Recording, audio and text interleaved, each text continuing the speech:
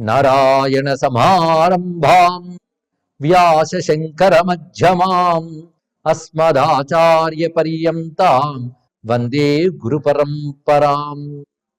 నారాయణం నమస్కృత్య నరం చైవ నరోత్తమం దేవీం సరస్వతీం వ్యాసం తతో జయముదీరయేత్. వాగర్థావివ సంపృక్తౌ వాగర్థ ప్రతిపత్తయే జగతః పితరౌ వందే పార్వతీ పరమేశ్వరౌ. జ్ఞానవాపీ రక్షణార్థం తత్తటే స్థాపితో మయా వరోన్యోపి మయా దత్తః సంతుష్టేన తతఃపరం. నువ్వు అడిగినట్టు కాశీవాసం అన్నా కదా, ఎప్పుడూ వదలని కాశీవాసానికి ఇచ్చిన పో అన్నాడు. కాశీలో అలా వసిస్తే అదే మోక్షం, మరొకడు వేరే అక్కర్లేదు మోక్షం అని ఇచ్చి, నువ్వు అడగని వరం నేను ఒకటి ఇస్తున్నాను. అది నాకు చాలా, నువ్వు చేసిన స్తోత్రానికి నేను సంతోషించి ఆ వరం ఇస్తున్నాను. అదేమిటంటే త్వత్కృతం స్తోత్రమమలం ఎప్పటేత్ సతతం శుచి కాశీవాస అనిశంతస్య భవతి ఇది వరాననే. నువ్వు చేసిన ఈ స్తోత్రాన్ని ఎవడు నిత్యం చదువుతాడో వాడికి ఎల్లవేళలా కాశీవాసం ఉండేటట్టు, కాశీవాసం భంగపడనట్టు నేను చూసుకుంటాను. తదా ప్రభుత్తీరే దండం కాంచనముద్వహన్. అక్కడి నుంచి బంగారు దండాన్ని పట్టుకుని తిష్టతి అత్యంత సంతుష్ట పూర్ణభద్రసుత శిశు. పూర్ణభద్రుడి యొక్క సుతుడైన ఆ శిశువు అప్పటి నుంచి అక్కడే ఉన్నాడు. ఆయన శివద్వేషులు కనబడితే కొడతాడట. ఎంత గట్టిగా కొడతాడంటే వాళ్ళకి తెలుస్తుంది, రుచి చూసిన వాళ్ళకి. కానీ శివద్వేషం శివనింద ఉన్న వాళ్ళని కొట్టేవాళ్ళు చాలా మంది ఉన్నారు. బ్రహ్మాదయోపితం పూర్వం అర్చయంతి అధునా శుభే. అప్పటి నుంచి బ్రహ్మాది దేవతలకు కూడా కట్టడి. విశ్వనాథ దర్శనం చేయాలంటే ఈయన దయ ఉండాలి, కనుక ఈయన అర్చించాలి అని విధి పెట్టాడు ఆయన. ఆయన భ్రమ విభ్రమ అనే రెండు శక్తులతో ఉంటాడు. దీన్ని ఉద్భ్రాంతి సంభ్రాంతి అని కూడా చెప్పారు. మరొక చోట్ల ఉద్భ్రాంతి సంభ్రాంతి విభ్రాంతి అని చెప్పారు. ఏదైనా భ్రాంతి, పేర్లేని మారిన. భ్రమ విభ్రమ ఇవేం చేస్తాయో కొంచెం తెలుసుకోవాలి. కాశీ వెళ్ళి ఉండాలి అనుకుంటే ఈ రెండు శక్తులు ప్రయోగిస్తాడు ఆయన, ఎవరైతే యోగ్యులు కారో వాళ్ళకి. అవేం చేస్తాడు? భ్రమ కల్పిస్తాయి. ఇదేమిటి, ఇది గొప్ప, ఇక్కడ ఉండక్కర్లేదని భావం కలిగిస్తాడు. అలాంటి వాడు పారిపోతారు. కానీ ఒకటి బదులు మరొకటి అనిపించేలా చేస్తాయి. ఒక భ్రమ కాదు, వివిధ విధాలుగా భ్రమలు కలిగిస్తుంటాయి. అలాగే భ్రమ విభ్రమ, ఉద్భ్రాంతి విభ్రాంతి ఇత్యాది శక్తులతో ఆయన ఉంటాడు. ఎందుకంటే లేదు అంత తేలిగ్గా ఉంటారు కాశీలో, కనుక అబ్బాయి ఈ కాశీ ఇకపై రానక్కర్లేదండి అనిపించేలా చేస్తాడు వీళ్ళు. అయినా తట్టుకుని, ఇందాక దత్తాత్రేయ స్వామి వారి దగ్గర చెప్పినట్లు నియమబద్ధంగా ఉంటే వీళ్ళు పాదాలు పట్టుకుని వేడుకుంటే అప్పుడు దండపాన్ అవి తొలగిస్తాడు. అప్పుడు దివ్య కాశీ అనుభవానికి వస్తాడా. అదే దండపాన్ అనుగ్రహం ఉంటే కొద్ది కాలం క్రితమే అక్షరలక్షలు పంచాక్షరి కాశీలో జపించి మళ్ళీ కళ్ళు తెరిచి చూడగానే మొత్తం పంచక్రోశాత్మకమైన జ్యోతి దర్శనమైంది ఒక సిద్ధ పురుషుడికి. అంటే కాశీలో నీటిగా ఉంది, కానీ దానికి తగ్గ సాధన ఉండాలి, దండపాణి మొదలైన వారి అనుగ్రహం ఉండాలి. ఇవాళ మనకి దండపాణి అనుగ్రహం పరిపూర్ణంగా లభించింది. అంతకుముందే కాశ్మీర్ గణపతి కృప లభించింది కదా దండపాణి. తేనైవ తాడ్యతే లోకః శివద్వేషకర సదా బ్రహ్మాదయోపితం పూర్వం అర్చయంతే అధునా శుభే కాశీ వియోగం తనుతే సయేవ కుపిత సదా. దండపాణికి గాని కోపం వస్తే కాశీ వియోగం కలుగుతుంది. మునీనా మానవానాంచ దేవానామపి శిక్షక. ఆయన ఎవరినైనా శిక్షించగలడు, క్వశ్చన్ లేదు, ఎప్పీల్ లేదు ఆయనకి. శివుడు నియమించాడంతే. ఆయన కొట్టాడంటే ఎందుకు కొట్టావని అడగకూడదు, ఆయన సర్వాధికారాలు ఇచ్చేశాడు. అందుకే ఆయన మునీనా మానవానాం దేవానామపి, మునుల్ని మానవుల్ని దేవతలనైనా శిక్షించగలడు. అటువంటి దండపాణి యొక్క వృత్తాంతం. అందుకే పూజనీయ ప్రయత్నేన దండపాణిని మమ ప్రియ. కాశీపై ప్రీతి కలిగిన వాడు, కాశీవాసం కోరుకునేవాడు, నా అనుగ్రహం కావాలనుకున్నవాడు నాకు అత్యంత ప్రీతిపాత్రుడైన దండపాణిని అర్చించి తీరాలి. ఇది నేను పెడుతున్న నియమం. కాశీవాస రతై నిత్యం అప్రమత్తై యథోచితం దండపాణి ప్రసాదేన. కాశీవాసం చేయాలనుకున్న ఎవరైనా, దాని యందు ఆసక్తి కలిగిన వారు ఎవరైనా అప్రమత్తులై యథోచితంగా దండపాణి పూజించాలి అంటూ దండపాణికి 8 మహానామాలు ఉన్నాయి, అవి చెప్తున్నాను విను అంటున్నాడు సుబ్రహ్మణ్య స్వామి. 8 నామాలు అందరూ జపం చేసుకోవచ్చు దండపాణి అనుగ్రహం కోసం. చూడండి శివరహస్యం మనకి ఎన్ని ఉపాయాలు ఇచ్చింది. ఒక ఆయన వేదాంతం చెప్తూ ఉంటే కోపం వచ్చి గురువుగారితో ప్రశ్న వేశాడు. ఏమంటే మీరు ఇలా చెప్తూ ఉంటే అందరూ వైరాగ్యం వస్తే ఏమైపోతారండి. వస్తుంది అనుకుంటున్నావా? ఏమీ రాదు నాయనా, ఇలా చెప్తాం మేమంతే. ఎక్కడో కోట్ల కొలతలు ఒక్కడికి వస్తుంది. ఆ వచ్చిన కోట్ల కొలతలు ఒకడు ప్రయత్నిస్తాడు. అలా ప్రయత్నించిన వాడు ఎవడో ఒక్కడు అందుకుంటాడు. అటువంటిప్పుడు చెప్పడానికి ఏంటంటే అందులో ఆ ఒక్కడెవడైనా ఇందులో ఉంటాడేమో అని చెప్పడం, ఇక్కడ మరొకటి కాదు. అయితే ఒక్కడి కోసం ఇంత సెటప్, ఇంత ఎలక్ట్రికల్ ఖర్చు ఇవన్నీ పెట్టి రోజుకు కొంతమంది స్పాన్సర్ని పెట్టి ఇంత చేయాలండి అంటే, ఒకవేళ పొందకపోయినా వింటున్న పాపాలు పోయి, దుఃఖాలు తొలగి, తర్వాత మంచి జన్మలు మంచి గతులైనా వస్తాయి. ఇది గొప్ప విషయం అండి. విన్నవాళ్ళందరూ ముక్తి రాకపోయినా అది వేదాంత శ్రవణాలు అందుకు పనికొస్తాయి. యక్షేష కరుణా సింధు ధూత పాపో గణేశ్వర ఏతన్నామాష్టకేనైవ ప్రత్యహం శివతత్పరై పూజనీయ ప్రయత్నేన కాశీవాసిభిరాదరాత్. కాశీవాసుల ఆధారంగా ఈ 8 నామములతో నిత్యము అంటే ప్రతిరోజు దండపాణి పూజించాలి. శివప్రియ దండపాణి పూర్ణభద్రసుత అనఘ యక్షేష కరుణాసింధు ధూతపాప గణేశ్వర. 8 నామాలు. వీటిని నామావళిగా పూజించినప్పుడు చతుర్థ్యంతం చేయాలి. శ్రీ శివప్రియాయ నమః, శ్రీ దండపాణయే నమః, శ్రీ పూర్ణభద్రసుతాయ నమః, శ్రీ అనఘాయ నమః, శ్రీ యక్షేశాయ నమః, శ్రీ కరుణాసింధవే నమః, శ్రీ ధూతపాపాయ నమః, శ్రీ గణేశ్వరాయ నమః. 8 నామములు. 8 నామములు ఏతన్నామాష్టకేనైవ ప్రత్యహం శివతత్పరై దండపాణి ప్రసాదార్థం కాశీవాసరతైర్నరః. దండపాణి ప్రీతి కోసమని అప్పుడప్పుడు శివభక్తులైనటువంటి ఉత్తమ సంస్కార సంపన్నులైన ద్విజులకు శుచి అయిన భోజనం పెట్టాలి. అప్పుడు దండపాణి కృప లభిస్తుంది. అదే కాశీలో అన్నదానం విశేషమండి. వీలైనంత వరకు శుచిగా వండి పెట్టగలిగిన అర్హత ఉన్న వాళ్ళు అలా పెట్టచ్చు, పెట్టించే ఏర్పాట్లు చేయవచ్చు. కాశీలో పాపాలు పోవాలన్నా, కాశీలో అనుగ్రహం కావాలన్నా శివభక్తులైన వారు భోజనం. ఇది చాలా ముఖ్యమైన విషయం చెప్పారు. అందులో ఈయన అనుగ్రహం కోసం ఇలా చేయమన్నారు. దండపాణి అనుగ్రహం కోసం. ఈ నామాలకు అంత విశేషం ఉన్నది. అయం యక్షకులోత్పన్నో బాలోపి మధురగ్రహాత్. యక్షకులోత్పన్నుడు బాలుడైనప్పటికీ నా అనుగ్రహంతో ఆయన దండపాణి స్థిరంగా నిలబడిపోయి చూసావా అని చెప్పడంలో సాధనకి బాల వృద్ధ చూసుకోకండి అని చెప్పడం దీనిలో ఉన్నటువంటి విషయం. ఇలా చెప్తూ విశేషమైనటువంటి ఈ కాశీక్షేత్రంలో మరొక అద్భుతమైన స్వామి ఉన్నాడు. ఆ స్వామి కథ చెప్తున్నాను మీరు. ఇవన్నీ అంతర్గేహంలో ప్రధానమైన అంశం.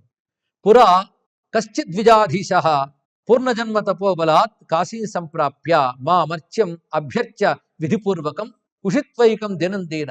ఒక ఆయన కాశీక్షేత్రంలో ఉంటూ నాపై భక్తితో వచ్చాడు. అయితే ఒకరోజు ఆయన బాగా ఉపవసించున్నాడు, దీనుడే ఉన్నాడు, ఆకలి బాధతో ఆలయంలోకి వెళ్ళాడు. ఆ వెళ్ళేటప్పటికల్లా అక్కడ ఒక మహానుభావుడు శివారాధన చేస్తూ కనబడ్డాడు. ఆయనకు నమస్కారం చేసి, విప్ర శైవవర శ్రీమన్ కాశీవాసరతానఘ, కాశీవాసంపై ప్రీతి కలిగినటువంటి ఓ విప్రోత్తమ శైవశ్రేష్ఠ, కాశీ ప్రభావం చాలా గొప్పదని నేను వచ్చాను. ఇక్కడ ఈ లింగం ఏమిటి, దీని ప్రత్యేకత చెప్పండి. కాశీలో మీరు ఎన్ని మార్లు వెళ్ళి అన్నీ చూశాను అనుకున్నా మళ్ళీ శ్రద్ధగా వెతికితే ఎప్పుడు చూడని కనబడుతూనే ఉంటాయి. అక్కడ కూడా ఎవరో ఉంటారు, ఆయన పూజ చేసిన వాళ్ళు ఉంటారు. అంటే కాశీలో ఎప్పుడూ అదివ్యక్షేత్రం జరుగుతూనే ఉంటాయి. అలాగా ఇతను ఎవరు అంటే ఇందీవరేశ్వరం నామ లింగం మంగళదాయకం. ఈయన ఇందీవరేశ్వరుడు అని పేరు. ఈయనకి మరొక నామం వీరేశ్వరుడు. ఎప్పటికీ మనం వీరేశ్వర పేరుతో ఉందండి, చూడవచ్చు. అయితే వీరేశ్వర విశ్వేశ్వర నామాంతరాలుగా కూడా వాడబడుతుంటాయి. విశ్వేశ్వరుడు వీరేశ్వరుడు కొంచెం కన్ఫ్యూజన్ వస్తుంటుంది మనకి. ఒకసారి విశ్వేశ్వరుడు అంటాడు, అక్కడ వీరేశ్వరుడు అంటాడు. అంటే విశ్వేశ్వరుడు వీరేశ్వరుడా అనుకున్న తప్పేం లేదు. కానీ ఇక్కడ ఒక మాట స్పష్టత ఇచ్చేశాడు. విశ్వేశ్వరాత్మభూతంచ, విశ్వేశ్వరుని యొక్క స్వరూపమే అని చెప్పడం. అలాంటి స్వామి సర్వపాప భయాపం. ఇది చాలా గొప్ప సుమ. ఈ చోటుకున్న ప్రత్యేకత ఏంటంటే విష్ణువు ఇక్కడ చాలా కాలం తపస్సును ఆచరించాడు. అటువంటి దివ్యమైన స్థలం. ఒకప్పుడు ఏం జరిగిందో తెలుసా? ఒక ద్విజాధముడు, అంటే పేరుకు విప్రకులంలో పుట్టిన విప్రధర్మములేం పాటించకుండా అధముడై ప్రవర్తించిన ఒకడు ఒకసారి ఈ క్షేత్రానికి వచ్చాడు. వచ్చి ఇక్కడ ఈ స్వామి దర్శనం చేసుకుని కుండంలో స్నానం చేసి, ఆ స్నానానంతరం ఈ పరమేశ్వరుని అర్చన చేసి ఇంటికి వెళ్ళిపోయాడు. వెళ్ళి మామూలు బతికాడు. ఒకసారి ఆయన తన చోట, అంటే కాశీలో కాదు, తన చోట నడుస్తుంటే పాము కాటు వేసి అతను మరణించాడు.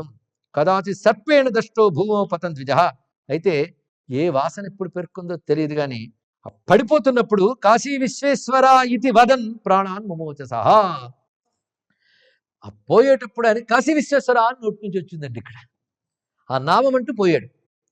వెంటనే అతను చూడొచ్చు, అన్ని పాపాల లిస్టులు కదా, అతన్ని తీసుకెళ్ళిపోదాం అని వచ్చినటువంటి వారు యమకింకలు వాళ్ళు తీసుకెళ్ళి పెట్టేశారు అక్కడ. కానీ యముడు చిత్రగుప్తుని పిలిచి ఇతను చేసిన పాపపుణ్యాల ముందు అడుగుతారు. ముందు నరకంలో పడేరు కదా. అడిగినప్పుడు ఇతను వీరేశ కొండం దగ్గర స్నానం చేసి ఆ వీరేశ్వరుని ఆరాధన చేశాడంటే మృతికాలంలో కాశీస్మరణ చేశాడు. విశ్వేశ కాశీస్మరణం జగాద మృతికాలికం అది చేశాడు. అదొక్క పుణ్యం తప్ప ఇప్పుడు బతుకులు మరొక్కటి కనబడదని. వెంటనే అతను కట్లు విప్పేయండి, దండం పెడదాం, వాళ్ళ జోలికి వెళ్ళకూడదు అని చెప్పి ఇంద్రుడికి కబురు పెట్టేట. వెంటనే ఇంద్రుడు రారని ఇంద్రుడు తన లోకంలో కొంతకాలం ఉంచాడు. అక్కడి నుంచి తిన్నగా బ్రహ్మలోకానికి ఆయన చేరుకున్నాడు. విశేషమైన అంశం ఇది. అలా బ్రహ్మలోకానికి చేరుకున్నాక కాశీ వీరోసి స్మృతపుర అశీతయుగ పర్యంతం ఆ బ్రహ్మలోకంలో 80 యుగాల కాలం ఉన్నట్టు. 80 యుగాల కాలంలో ఉంటూ ఆయన చేత ఆరాధింపబడుతున్నాడు. అటు తర్వాత తతపరమయం విప్రో తర్వాతి జన్మలో అతడు మళ్ళీ భూమి యందు సర్వశాస్త్ర కోవిదుడుగా, జ్ఞానిగా, ఐశ్వర్య సంపన్నుడుగా పుట్టాడు. సరే, లెక్క ఎలా కర్మగతులు ఉంటాయి దీన్ని బట్టి ఆలోచించుకో. ఒక్క పుణ్య విశేషం అతనికి ఇన్ని లోకాల్లో ఉంచి నరక బాధలు తప్పించి, అది వీరేశ్వర దర్శనం, కాశీలో కుండంలో స్నానం, మరణకాలంలో విశ్వేశ్వర స్మరణ. ఒక్క దాని వల్ల మహానుభావుడు బ్రహ్మలోకంలో 80 యుగాల కాలం ఉండి ఆ తర్వాత భూమికి వచ్చి అక్కడ ఉత్తమ జన్మ పొంది తత్వజ్ఞానం పరం ప్రాప్య సర్వశాస్త్ర కోవిదుడి తత్వజ్ఞానాన్ని తెలుసుకుని తత కాశీం గమిష్యతి కాశీకి వెళ్ళాడు. వెళ్ళి కాశీలో న్యాయార్జిత విత్తై న్యాయార్జితమైన సొమ్ముతో అక్కడికి వెళ్ళి అక్కడ దేవతల్ని విప్రుల్ని ప్రీతి కలిగించి తర్పణం చేసి అన్నాడు. తృప్తిపరచి అని అర్థం ఇక్కడ. అంటే కాశీ చేరినటువంటి వారు దేవతలను ఆరాధించాలి, అక్కడున్న భక్తుల్ని వాళ్ళని తృప్తిపరచాలి, అవన్నీ చేశాడు. తత సర్వం పరిత్యజ్య కొంతకాలం అటువంటి పుణ్య విధులు కాశీలో చేసి తర్వాత అన్నీ విడిచిపెట్టి నిరాహారుడై జితేంద్రుడై లింగ పూజా పరాయణుడై పూర్ణమైనటువంటి నియమాలతో కాశీలో ఉంటూ తపస్సును ఆచరించాడు. ఆ తపఫలంగా అతడు అక్కడే శరీరం త్యజించి ఈశ్వరుని అంకంలో ముక్తి మండపంలో తారక మంత్రాన్ని పొంది తరించాడయ్యా. అది వీరేశ్వరుని మహిమ. అంటే వీరేశ్వర కొండల్లో స్నానం చేసి దర్శించినందుకు అంత్యకాలంలో స్మృతి ఇచ్చాడు. అది తెలుసుకోవాలండి. అనుగ్రహం ఎలా ఉందో పరిశీలించాలి. ఇది కథ విని ఏదో జన్మలు కథలు అనుకోవద్దు. ఇలాంటివి అనలైజ్ చేయాలండి. ఇలాంటి కథలు వచ్చినప్పుడు అంటే కొన్ని పుణ్యాలు ఉంటాయి, అవి ఎన్ని పాపాలనైనా కొట్టేయగలవు. అది ఎక్కడో లోపల దాగి వెళ్ళి ఉంటుంది. అది స్మృతి రూపంలో మరణకాలంలో వచ్చింది. స్మృతి రూపంలో మరణకాలంలో రావడం చేత ఆ పుణ్య విశేషం అతన్ని క్రమంగా అన్ని లోకాలు దాటించి బ్రహ్మలోకానికి చేర్పించి అక్కడి నుంచి తిరిగి ఉత్తమ జన్మనిచ్చి కాశీలో తపస్సు చేయించి మోక్షాన్ని ఇచ్చింది. అది వీరేశ్వరుడు యొక్క మహిమ. వీరేశ్వరుడు లేదా ఈయనకి విశ్వేశ్వరుడు అనుకున్నా మనకు పర్వాలేదు. అయితే వీరేశ్వరుడు గురించి చాలా విశేషమైన అంశములు చాలా ఉన్నాయి. కొంతకాలం విశ్వనాథ మందిరం లేని సమయంలో వీరేశ్వరుని విశ్వనాథుడిగా ఆరాధన చేశారు చాలా కాలం. వీరేశ్వరుడు ఈ వీరేశ్వరుడి దర్శనానికి వెళ్ళినప్పుడే ఒక ఆవిడ, స్వామి దేశ రక్షణ కోసం, ఈ ధర్మరక్షణ కోసం నాకు పుత్ర సంతానం ఇవ్వు, నీ అంశతో కావాలి అనుకున్నది. పుట్టాడు ఆయన, బెంగాల్కి చెందినటువంటి ఆవిడ. ఆయన వీరేన్ అని పేరు పెట్టుకుంది. ముద్దుగా నరేన్ అని పిలుచుకున్నారు. ఆయన వివేకానందుని ఇక్కడ విశేషించి మొత్తానికి మనం ఆ వీరేశ్వరుణ్ణి ఇప్పుడు ప్రార్థన చేద్దాం. సనాతన ధర్మం పరిపూర్ణంగా ఈ భారతదేశం అంతటా వర్ధిల్లాలి, ధర్మద్రోహులు శిక్షింపబడాలి, మన క్షేత్రములన్నీ ధార్మికుల చేతుల్లో ఉంటూ దోపిడీలకి ధ్వంసానికి గురి కాకుండా కాపాడబడాలి. మనం ప్రార్థన చేసుకుందాం. అటువంటి దివ్యమైనటువంటి వీరేశ్వర మహిమ. ఇక్కడ ఒకప్పుడు లింగార్చన చేసుకుంటూ మహానుభావుడు ఇప్పుడు ఇక్కడ ఉండేవాడు. అక్కడికి దగ్గరలో ఒక నెమలి తిరిగాడేది, ఆ మయూరం. ఎలా తిరిగేదంటే దాని పెద్ద పింఛు ఉంది. మనం అనుకుంటాం ఇవి జంతువులని, వాటి జీవుడిలో ఏ వేదన ఉందో మనకేం తెలుసు. పక్కనెళ్ళి మనిషి హృదయమే మనకు అర్థం కాదు, వాటి హృదయం మనకేం అర్థమవుతుందండి.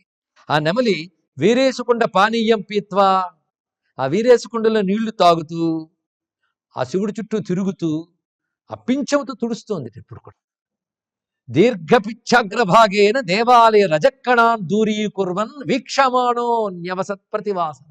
ప్రతిరోజు అదే పని, మొత్తం తుడిచేదిట. తుడిచి ఆ వీరేశ్వరుని చూస్తూ ఉండేది మహాలింగాన్ని. అలాగది ఆ నీరు తాగుతూ ఆ శివుడిని చూస్తూ అక్కడ తిరిగేది. ఇలా ఉండగా ఒకసారి కాశీకి వచ్చిన వాళ్ళు భిల్లుడు వచ్చాడు. భిల్లుడు అంటే తెలుసు కదా, ఒక ఆటవికుడు, బోయివాడు. బిల్ల కశ్చిత్ సమాగత, ఒక బిల్లుడు. ఎలా వచ్చాడంటే అతడు ధనుస్సు తన భుజానికి వేసుకొని ఒక అమ్ములు పొది వేసుకొని వచ్చాడు. ఇది చూడగానే దీని భయం పట్టుకుందండి. ఎందుకంటే బోయివాడిని చూస్తే పక్షికి భయం, మూలకి వెళ్ళిపోతుంది. భయపడిపోయి ఏడుపు వస్తుంది దానికి. ఆ ఏడుపు మనకు అర్థమవుతుందా? ఎవడేడుపు ఎవడికి అర్థమవుతుందండి? ఏ జీవుడి వేదన వాడితే. అక్కడ పుట్టి పక్షిలా తిరగడం అన్న చిన్న విషయమా? ఆ పక్షి విషయం చూడండి ఎంత గొప్ప విషయమో. ఆ పక్షి ఇక్కడ తిరుగుతూ ఏడుస్తోంది. ఆ ఏడుపు గొప్ప ఏడుపు. ఈ ఏడుపు మనం విశ్వనాథుడి కోసం ఏడవగలిగితే ఆయన తప్పకుండా కనబడతాడు. అలాంటి ఏడుపు. కింకర్తవ్యమహం దుష్ట ప్రాణగ్రాహి సమాగత. ఆవిడ భయం ఏంటంటే నెమలి మొదలైన వచ్చినప్పుడు చంపేట పట్టుకుపోతారు బోయేవాళ్ళు. నన్ను పట్టుకుపోతాడంటే కాశీ నుంచి తీసుకెళ్ళిపోతాడు. అది భయం దానికి. ఇక్కడ నన్ను కాశీ నుంచి తీసుకుపోతాడే, నా పరిస్థితి ఏమిటి? ఎందుకంటే ఇక్కడ బ్రతుకుతున్నాను ఆనందంతో ప్రతి క్షణం ఉన్నాను నేను ఇక్కడ. ఎందుకంటే ఏ తోలైనా పర్వాలేదండి, ఏ తొడుగైనా పర్వాలేదు, కాశీలో బ్రతికితే చాలు. మశకమైనా పర్వాలేదు, మత్తగజమైనా పర్వాలేదు, కాశీలో బ్రతికితే చాలు. ఎందుకంటే మనుష్య జన్మ కంటే అవి బెటరు. అవి చచ్చిపోతే గ్యారంటీ మోక్షం అంటే తెలుసుకోండి. జంతుజాలానికి మాత్రం పాపం ఉండదు, అనుభవ జన్మలే తప్ప ఆచరణ జన్మలు కావు. మానవుడికి మాత్రమే భైరవాది శిక్షలు, వీటికి లేవు. ఆఖరి జన్మ అంటే అనేక పుణ్యములు చేసి కించిత్ పాపం ఏదైనా మిగిలి మోక్షానికి అర్హత ఉన్న వాళ్ళు తత్పాపక్షయం కోసం ఇలాంటి పశుపక్షి జన్మలు పొంది ఆ జన్మలో కూడా పేరుకు పాపమే గాని కాశీవాస ఆనందాన్ని అనుభవిస్తూ మరణిస్తారు. అక్కడ అలా అంత భాగ్యం. అంటే కాశీలో కీటకమై పుట్టినా చాలు అనుకుంటారు, అంత గొప్ప విశేషం. ఇది అలా పుడితే మాత్రం అక్కడ ఉండద్దు, యోగం ఉండాలి. మొత్తానికి వీడు వచ్చాడేనా బతికేమిటి? ఎందుకంటే అది అంటున్న మాటలు కొంచెం శ్రద్ధగా వినండి. అనేక జన్మ తపసా లబ్ధా కాశీ శివాత్మిక. అనేక జన్మ తపస్సుల వల్ల శివరూపమైన కాశీ నాకు లభించింది. యా సేయం దురదృష్టేన త్యజ్యతే కిం కరోమ్యహం. ఆ భాగ్యం ఇవాళ దురదృష్టం వల్ల పోతుంది, నేనేం చెయ్యాలి?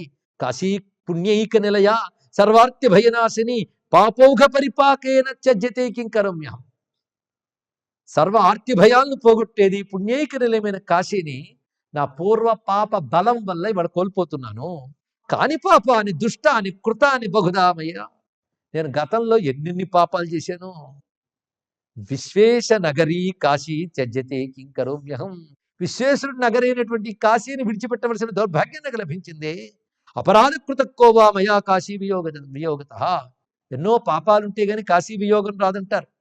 అందుకే ఇక్కడ పుట్టాను, ఇక్కడ పెరిగాను, గర్విస్తున్నాను కానీ ఇక్కడ పుట్టడం ఇక్కడ పెరగడం కాదు, ఇక్కడ పోవాలి. ఆ యోగం నాకు లేదే. ఆనందమన దేశీయన వియోగో జాయితే మమ అంటూ ఇంకా ఈ తనలో తాను ఏడవడం కాకుండా విశ్వనాథుడిని ఉద్దేశించి ఏడుస్తుందండి. ఈ ఏడుపు కాశీని విడిచిపెట్టనీయకయ్యా అని ఏడవగలిగితే జీవుడు విశ్వనాథుడు తప్పకుండా అనుకరిస్తాడు. ఈ ఏడుపు మంత్రం అని అనిపిస్తుంది వ్యక్తిగతంగా, అంతే.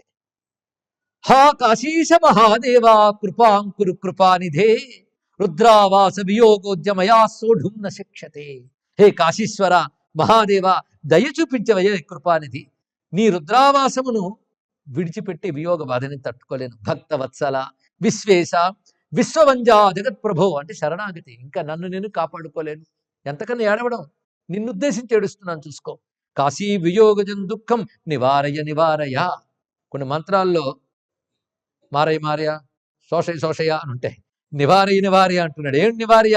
కాశీ వియోగజం దుఃఖం నివారయ నివారయ. హా వీరేశ, ఎన్నాళ్ళు నా పుట్టిన దగ్గర నుంచి ఎప్పటి నుంచి తిరుగుతూ పింఛం వచ్చిన తర్వాత ఇక్కడే తుడుచుకుంటూ నిన్ను చూస్తూ ఈ కుండ జలపానం చేస్తూ తిరిగేనే. హా వీరేశ కృపా సింధో హా భక్త జనవత్సల మమాపరాధ క్షంతవ్యా. నేను ఎన్నో పాపాలు చేసి ఉండొచ్చు, క్షమించవయ్యా స్వామి. నేను తప్పులు చేయలేదు అనలేదు, నువ్వు క్షమిస్తామని తీసేయగలవు. దేహి కాశ్యాం సదా స్థితిం. నేను ఎప్పుడు కాశీలో ఉండేటట్టు చూడు. అపరాధిషు భక్తేషు క్షమాయుక్తాం మహాత్మనాం. మహాత్ములు ఆశ్రయించిన వాళ్ళు అపరాధాన్ని క్షమిస్తారు కదా. ఇదం విచార్య వీరేశ కాశీవాసం ప్రయచ్చమే. కొంచెం ఆ దృష్టిలో పెట్టుకుని కాశీవాసానికి ఇవయ్యా. మనోవాక్కాయ జన్మాని పాతకాని క్షమస్వమే ప్రయచ్చ వాసం గౌరీశా నిత్యమానందకాననే. మనోవాక్కాయ కర్మలతో ఏ ఏ పాపాలు చేసిన వాడిని మన్నించు, క్షమించు, తొలగించు. నిత్యం ఆనందకాలంలో వాసాన్ని ప్రయచ్చ ఇయ్యవయ్యా. శివేతి నామ దావాగ్ని కరోత్యఘవనక్షయం క్వపాతకం మమాస్తిశ. ఇప్పుడు అనుకుంటున్నాను కానీ ఎన్నో పాతకాల వల్ల ఇలా వస్తుందని, కానీ నాకు తెలిసి శివనామమే అంటూ ఉన్నానే.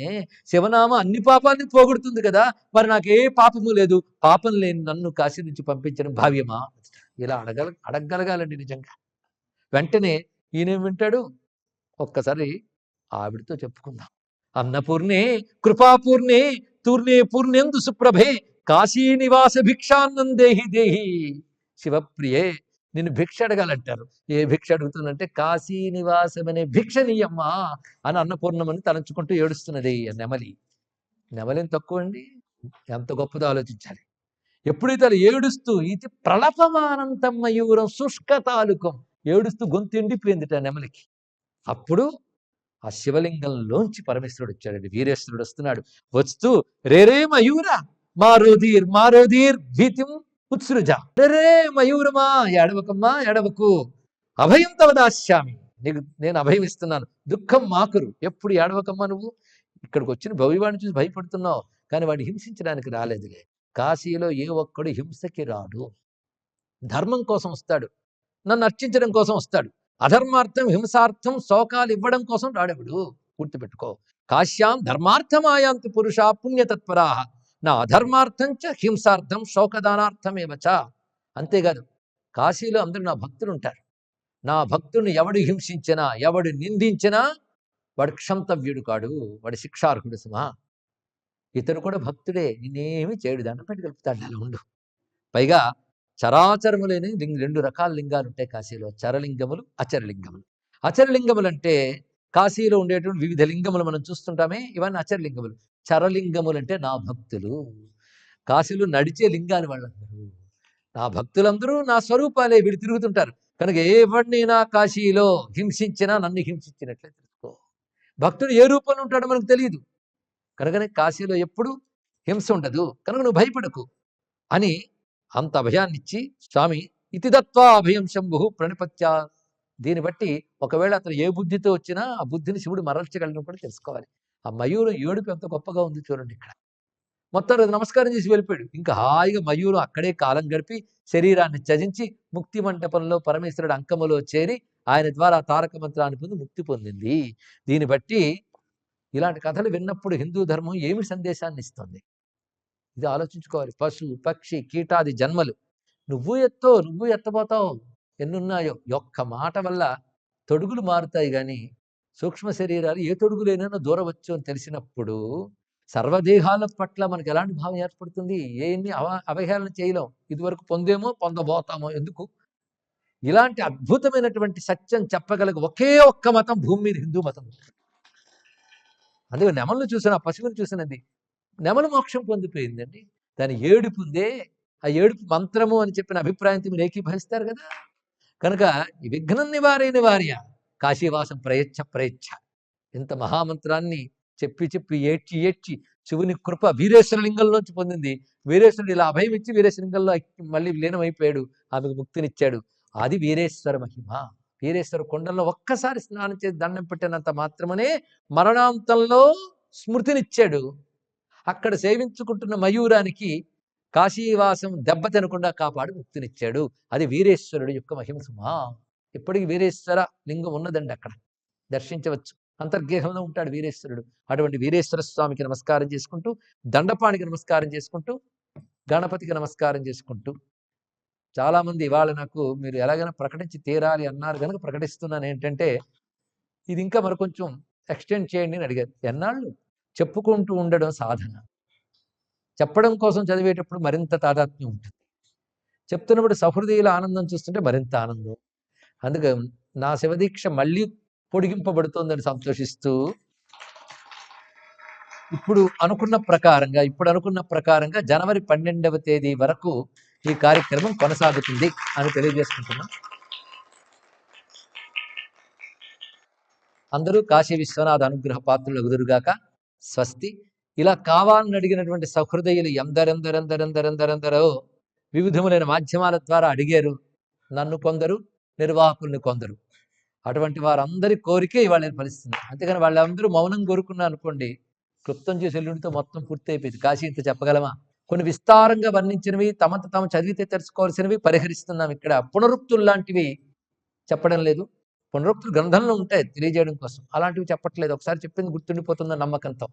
అందుకే సారమే మనం చెప్పుకుంటున్నాం కనుక సంపూర్ణంగానే చెప్పుకోగలము అని ఒక విశ్వాసం శివునిపై భక్తి వల్ల ఏర్పడింది, అంతే, మరి కాదు. స్వస్తి. కాశీక్షేత్ర నివాసాయ కవితార్థప్రదాయినే విశాలాక్షి సమేతాయ అన్నపూర్ణా సమేతాయ విశ్వనాథాయ మంగళం.